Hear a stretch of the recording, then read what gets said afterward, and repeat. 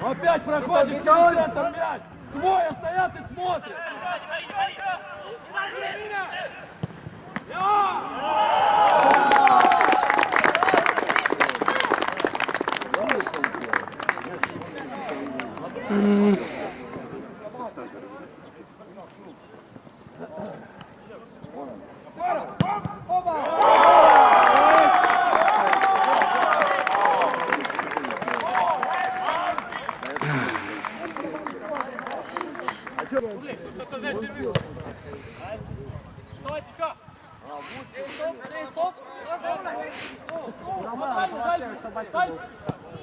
Где-то Романов сюда стернул скоро.